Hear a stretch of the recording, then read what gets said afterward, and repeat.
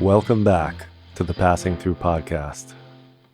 I've been meaning for some time now to do an episode about Palestine, about Gaza, because all of the terrible things that have been happening there continue to happen there.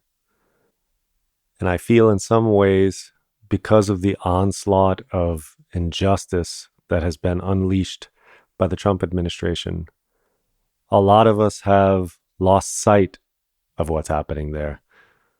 We have stopped talking about the crimes against humanity, about the genocide, about the indiscriminate bombing of children, residential buildings, hospitals, schools, all of the things that were constantly in our newsfeed since October 7th still remain in our newsfeed, but they are buried under the rubble of a cascade of constitutional crises.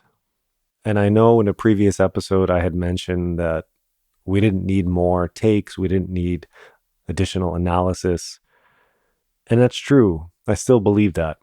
But I think that talking about a thing is different than giving analysis and offering solutions and talking about what we need to do.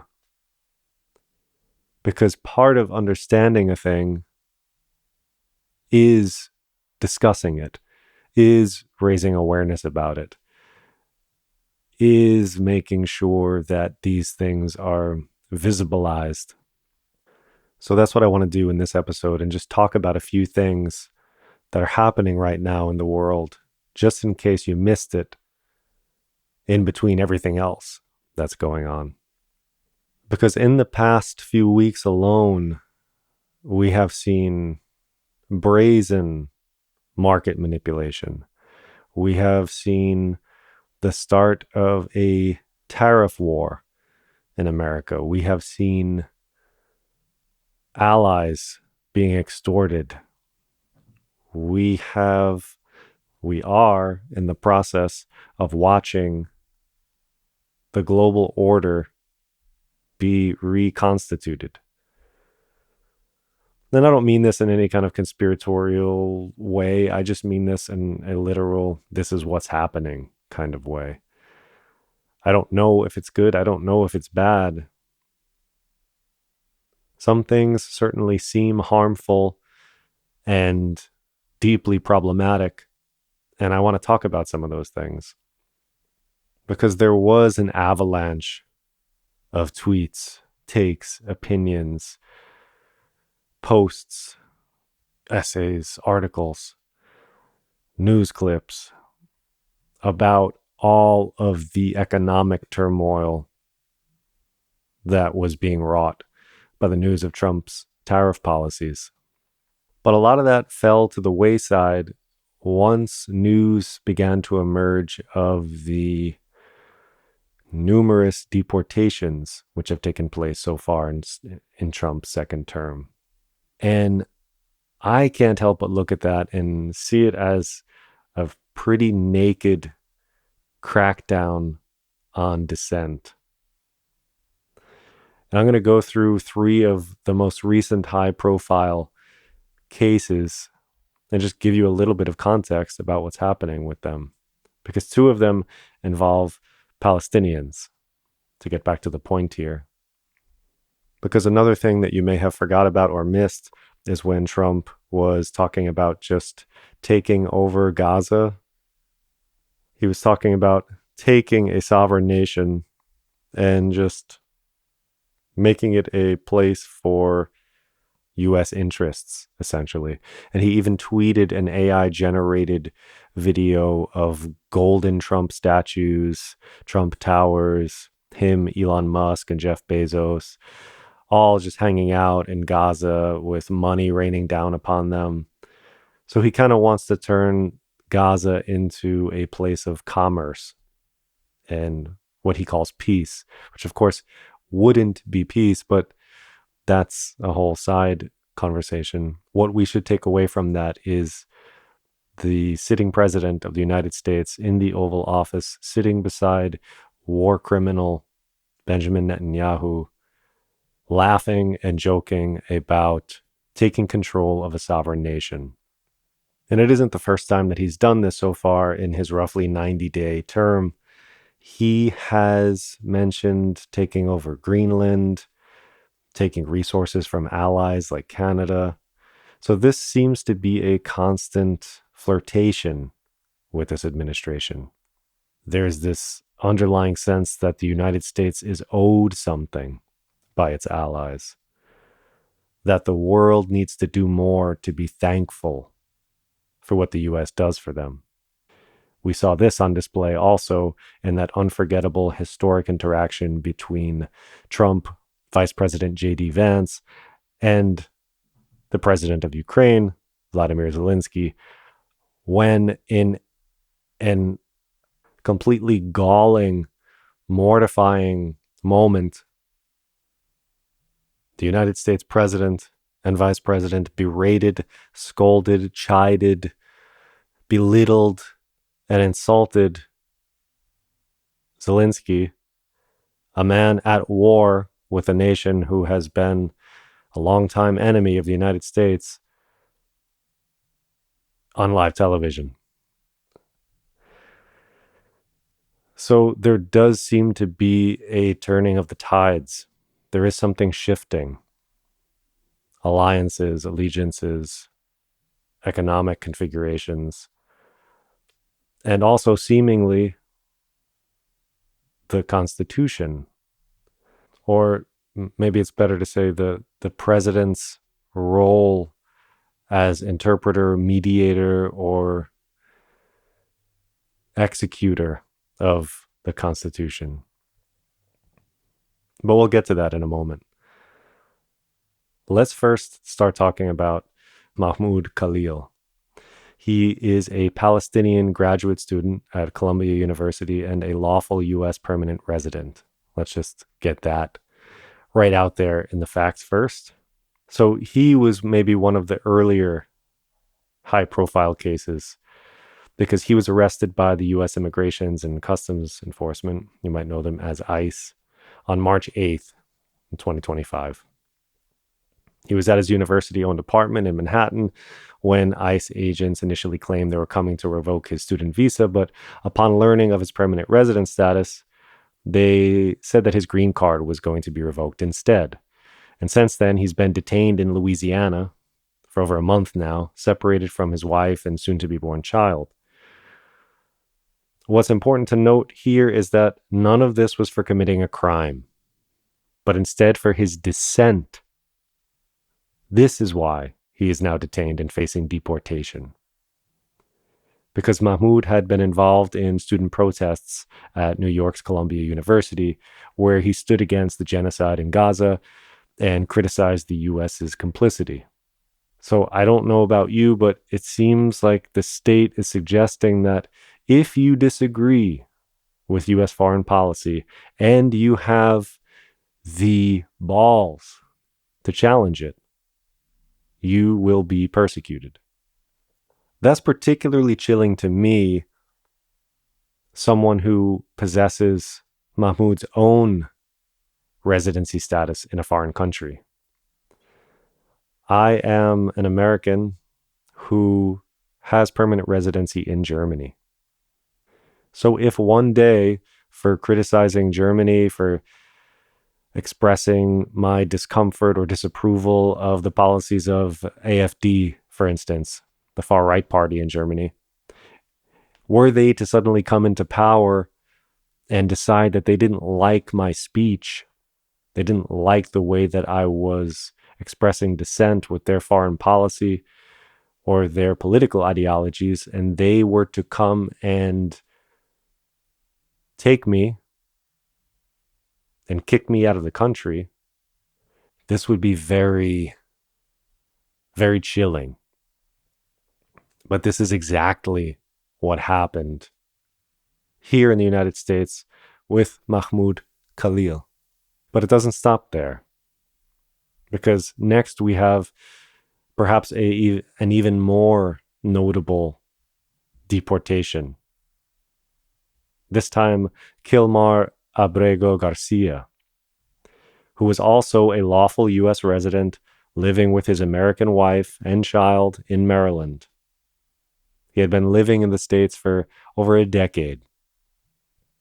But on March 15th, he was deported because of an administrative error. I'm not sure exactly what that means. I've looked into it, but it's been hard for me to find additional information on what exactly constitutes an administrative error in this case. But he is now held in a special El Salvadorian prison, a center for torturing suspected terrorists, which is effectively a terrorism confinement center. And to be clear, this just isn't any prison, right? Here you want to think of Abu Ghraib or Guantanamo Bay. And if you are too young to remember those, I recommend that you Google them. These were prisons where human rights abuses and war crimes were committed against detainees. Physical and psychological violence, torture, sexual humiliation, sexual abuse, rape, basically any and every violation of human rights you could imagine. These were just commonplace in these places. So this gives you a sense of what the conditions are like where he now is. But it doesn't give you the full picture, because in order to understand the full picture, you need to know that Abrego Garcia had a unique status in the US. He had a protected status called withholding of removal, which is kind of like asylum. It's a protection which explicitly prohibits his deportation to El Salvador, where he is now in this torture camp. And this is because he had worked with U.S. law enforcement to convict violent criminals and gang members in El Salvador, which obviously puts his life at serious risk, because these gang members and criminals might wish to retaliate were he back in El Salvador, where he is now. So what we have here is a legal resident of the U.S. with a wife and child who had been living in the U.S. for over a decade, who had committed no crime, with a protected status, who somehow managed to get deported to the very country he was protected from being deported to without even being charged of a crime. But it gets worse. Somehow it gets worse. Multiple courts leading up to the Supreme Court of the United States, and the Supreme Court, which ruled unanimously that this error needed to be corrected, that he needed to be returned to the United States immediately. These rulings have been ignored by the President of the United States and his administration. But not only were they ignored, while all of this news was breaking and unfolding, it so happened that the president of El Salvador was visiting the Oval Office, and so there was a live interview between Trump and the president. And together they joked about the prisons in El Salvador. Trump suggested that he needed to build more of these kinds of prisons because we have a lot of people to send there. Even joking about sending our homegrowns there, which means U.S. natural-born citizens could be subject to be sent to a foreign country, to a prison camp. This is pretty chilling.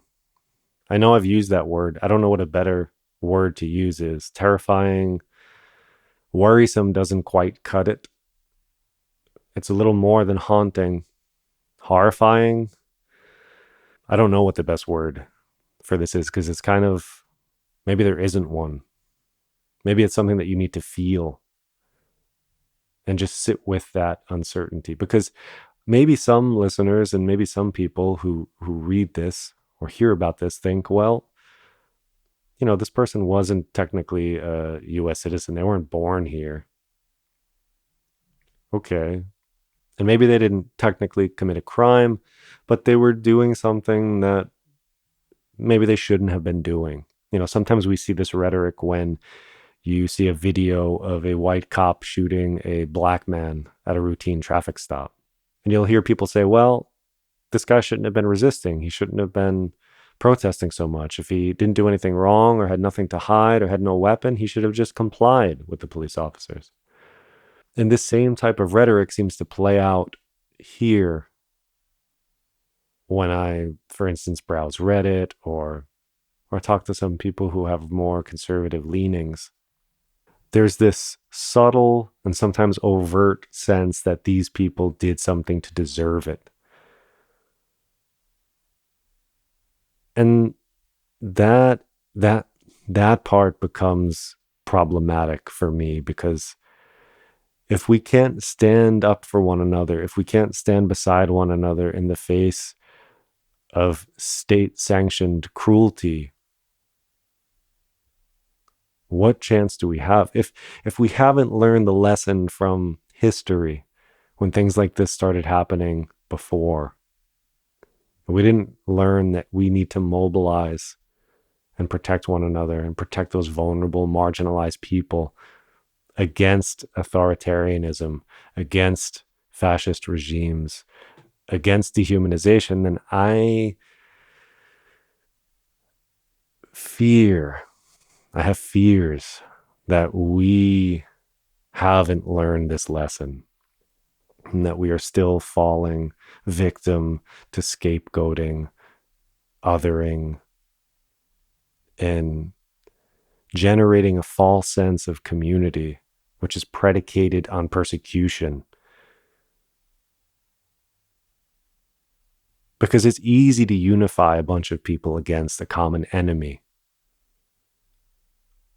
It's manipulative. The problem with it is that what happens when the enemy becomes you? What happens when they're not targeting immigrants, but they're targeting poor people, other minority groups, trans people? I think it's easy if you are a white man, or if you are in a certain in-group, if you have a certain socioeconomic status, to think that you are beyond reach. But how can you be so sure? How can you be so sure of that?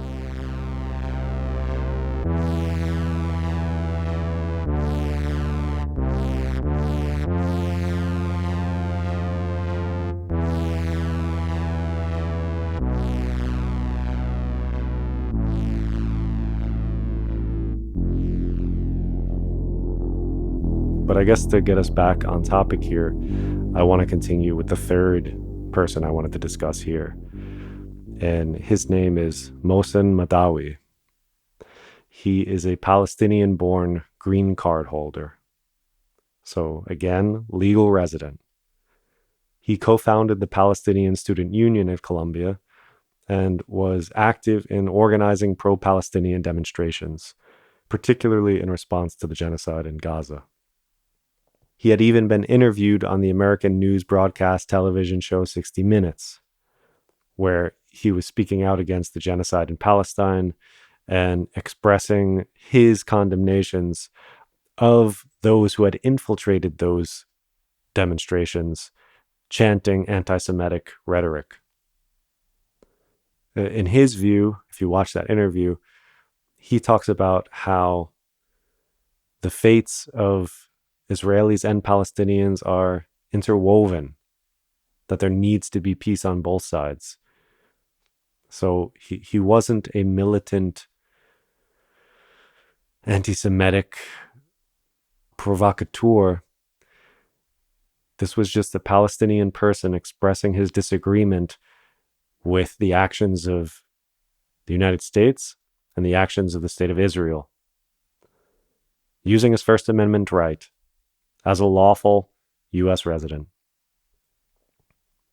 And yet, he was detained on April 14th during what he believed was a U.S. citizenship interview in Burlington, Vermont. The philosophy department at Columbia University had this to say: It has come to the attention of members of the Department of Philosophy at Columbia University that one of our students, Mohsen Mahdawi, was detained in Vermont by agents of the Department of Homeland Security.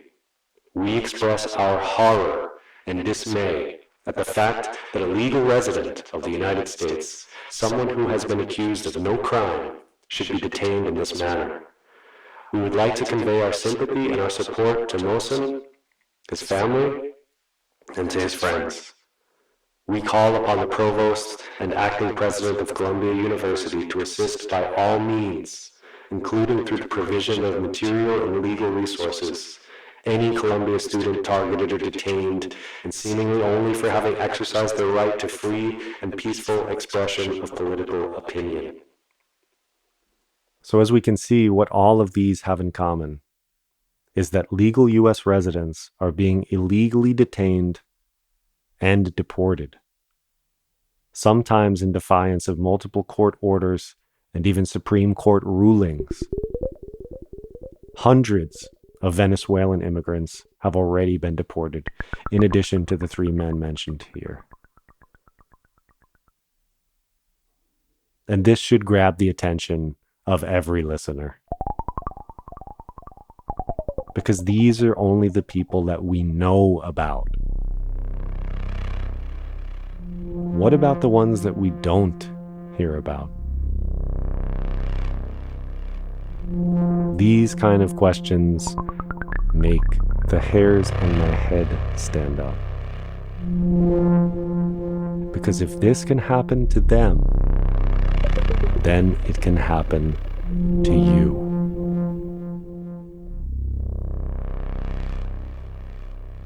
All you need to do is express your First Amendment right and challenge the state's policies, and you too can be disappeared.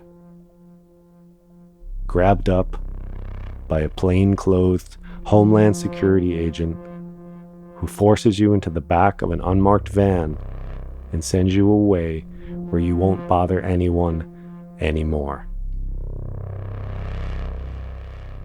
As I've said, this is particularly frightening to me as someone who has this status in a foreign country. As an immigrant, I worry that seeing the United States set this kind of precedent and ignore the rulings of the Supreme Court, the highest court in the land, it frightens me because it signifies that the executive power of the presidency is currently unchecked by the judiciary. Our government has 3 branches that are meant to check one another. Their point is to balance the power. And right now the scale seems to be tipped. If the president can just ignore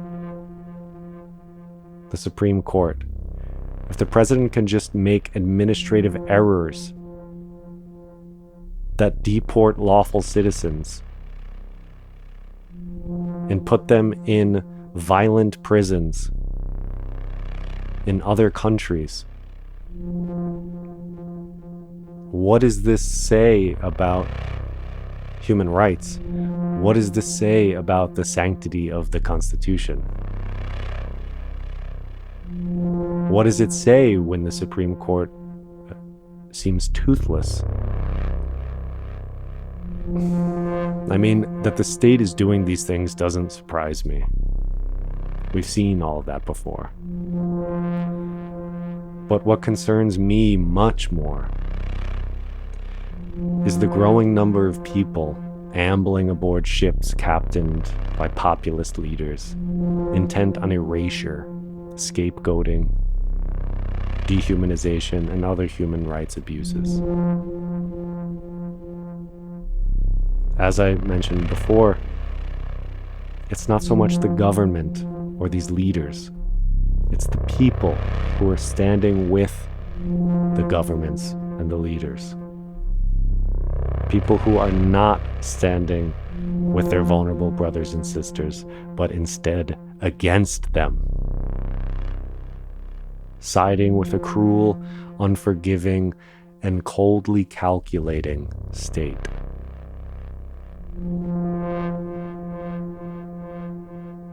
We need to be aware that this is happening. We need to be talking about these things. We need to be doing what we can to take a stand against these things. That could take many different forms, right? That could be calling your politicians, that could be mobilizing, that could be taking to the streets, that could be checking in with your friends, that could be providing food or support or providing funding for people, donating your time or your money or helping people get needed medical assistance. It could be calling senators and members of Congress to tell them that you don't agree with their spending or you need them to do more, that they need to do something to stop the brutality in Gaza, Ukraine, Yemen, anywhere else America is encouraging or facilitating this type of violence. We need to talk about these things. And one of my takeaways here is that what's happening in other places, in a way, seemed like testing grounds for what can happen at home. Because going back to where I started at the beginning of this podcast, what's happening in Gaza can happen anywhere. And it seems like it is happening. If we don't come to the aid of our people, even though they may live in a different place, have different colored skin, pray to different gods, they are still our people, right? We are a part of a human species. It doesn't matter what your creed is. It doesn't matter what you look like or where you live, what your nationality is. We are people. We owe it to one another to care for one another, to treat each other with dignity and respect and kindness. And if we fail to do that,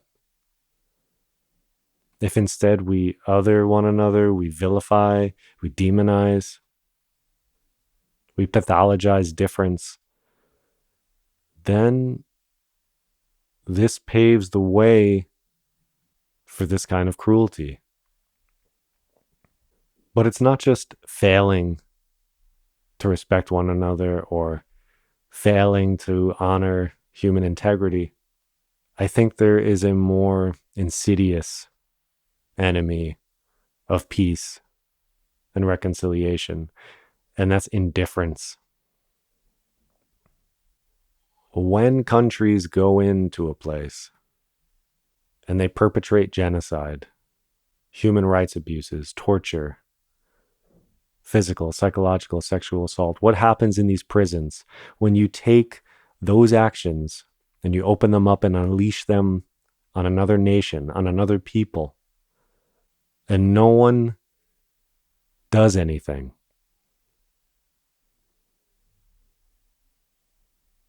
This is what enables and allows this kind of harm to propagate itself. I still try to remain optimistic on all of these things.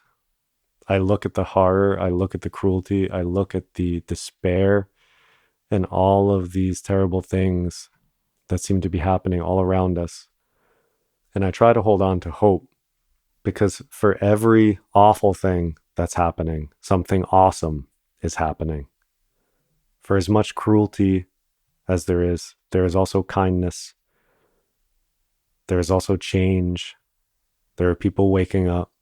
There are people helping one another. There are people risking life and limb for peace. So there's beauty. There's love. There's possibility. It's not just all darkness. And I try to remember those things. To remember that the sun is there behind dark, storming clouds.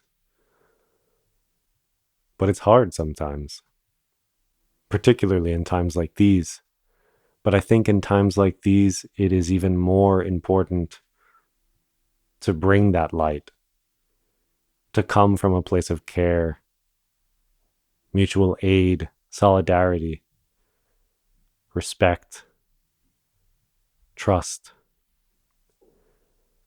I think these times are inviting us to meet these times and engage these challenges with these qualities. It seems like these things are an opportunity for us to come together and collectively agree on certain things, on ways that we want to be treated, on ways that we don't. And it's easy to feel outrage. It's easy to feel fear. It's easy to feel isolated. It's easy to fall into that trap of us versus them. But it isn't us versus them, is it? It never was. It's always been all of us together or none of us. And I'm including the human and the more than human world in that equation. Because what we do to each other, we do to the earth, and what we do to the earth, we do to each other. So when we ravage the earth, extract it, take from it, treat it as a lifeless resource, plunder it, rob it, we do the same to each other. So I think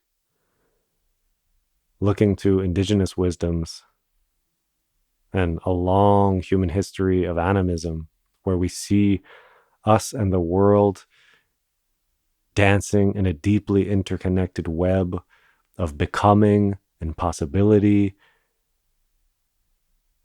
and respect and gratitude and connectedness.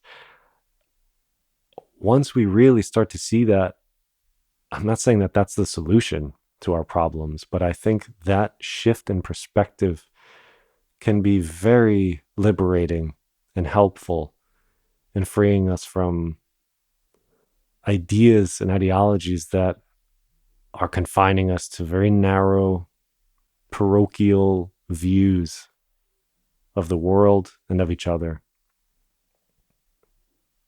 So I don't have some solution. I don't have some remedy. I just have some things I've been seeing, some things I've been feeling that I don't feel I've had a good outlet for. And so I'm just thinking aloud with you here. And I'm grateful that someone's listening, and maybe someone's feeling something. Maybe someone feels inspired.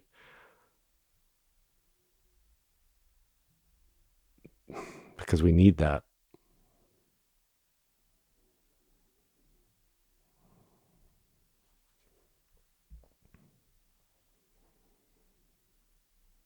And I know every episode I say, be good to one another, but I feel like that accidental mantra or that accidental invitation that was created, I don't know when, in this podcast's story,